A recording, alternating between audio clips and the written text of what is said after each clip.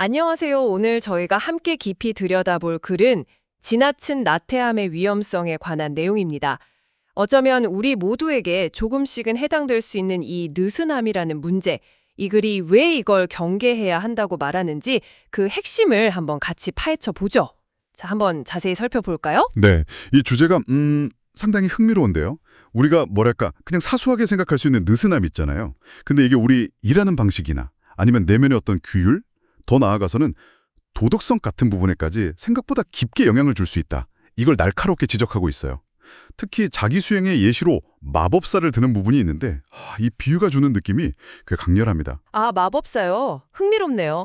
그럼 이 글에서 말하는 지나친 나태함이라는 게 단순히 좀 쉬고 게으름 피우는 거랑은 다른 건가 보네요. 네, 그렇죠.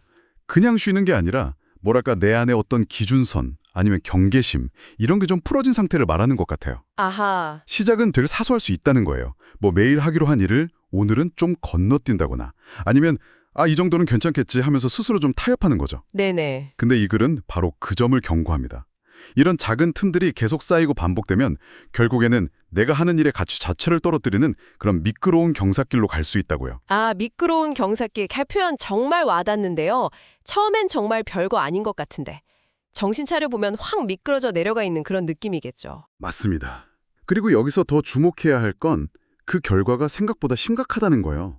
그냥 뭐 일 좀 못하게 되는 수준이 아니라 아예 노동에 대한 기본적인 윤리의식 이런 게 약해지고 심지어는 뭔가를 해내려는 의지 자체가 꺾일 수도 있다는 거죠. 의지 자체가요. 와. 네. 더 나아가면 이 글의 저자는 개인의 능력이나 자기를 다스리는 힘, 그리고 도덕성까지 파괴될 수 있다 이렇게 주장해요. 그래서 결국에는 삶의 기반이나 생활 수준까지 위협받을 수 있다는 겁니다. 좀 더 크게 보면 사소한 습관 하나가 한 사람의 인생 전체를 바꿀 수도 있다. 이런 강력한 메시지를 던지는 셈이죠. 와, 듣고 보니까 정말 좀 섬뜩한데요. 그럼 이걸 어떻게 해야 할까요? 이 글에서 제시하는 해법 같은 게 있나요? 그 마법사 얘기가 다시 나오나요? 네, 맞아요. 해결책은 아주 단호합니다. 아까 말씀드린 그 마법사처럼 스스로에게 거의 절대적인 수준의 엄격함을 요구해야 한다는 거예요. 절대적인 엄격함이요. 네. 맡은 의무나 스스로 세운 규칙을 정말 칼같이 지키고 아주 작은 잘못이라도 그냥 넘어가지 않는 거죠. 변명하기보다는 스스로를 돌아보고 잘못에 대해서는 책임을 지는 그런 자세. 이 글의 핵심은 결국 나 자신에 대한 철저함인 것 같아요. 근데 모든 상황에서 그렇게까지 엄격하기만 하면 좀 너무 각박하게 느껴질 수도 있을 것 같은데요. 혹시 좀 다른 측면은 없을까요? 뭐 유연성이라던가? 그거 정말 좋은 지적이세요. 사실 이 글도 그 부분을 놓치진 않아요. 무조건 엄격해야 한다 이게 아니라 정당한 경우에는 느슨함, 그러니까 의식적인 관용이 필요할 수도 있다고 인정합니다. 아, 의식적인 관용이요.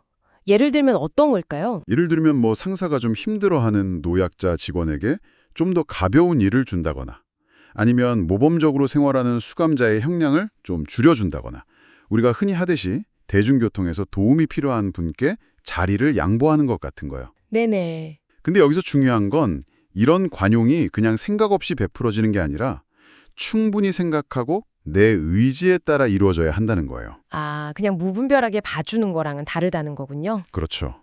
잘못하면 오히려 악용될 수 있다는 경고도 해요. 왜 그런 말 있잖아요.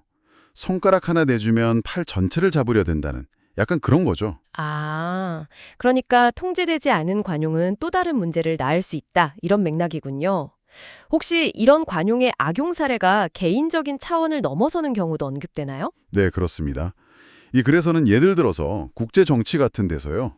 한 나라가 베푼 어떤 특권을 상대국 스파이가 악용하는 사례, 아니면 자녀 교육할 때 부모나 교사가 아이의 어떤 게으름이나 나쁜 습관을 그냥 무분별하게 계속 눈 감아주면 안 된다. 이런 점도 예시로 들어요. 아하. 그러니까 개인의 작은 나태함이나 혹은 잘못 사용된 관용이 사회 전체적으로도 영향을 미칠 수 있다는 걸 보여주는 거죠. 아마 청취자분께서 이 글을 저희와 나누고 싶었던 이유 중 하나도 이런 넓은 적용 가능성 때문이 아니었을까 싶네요. 자, 그럼 이 모든 이야기를 한번 종합해 볼까요?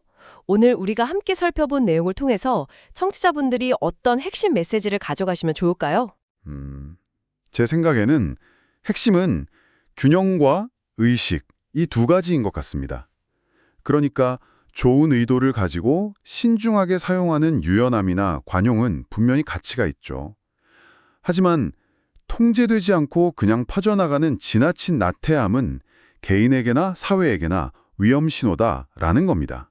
네. 그래서 결국에는 스스로의 어떤 규율이나 의무를 대하는 태도를 계속해서 의식적으로 점검하고 관리하는 자세, 이게 이 글이 말하는 가장 중요한 메시지가 아닐까 싶어요. 그렇군요.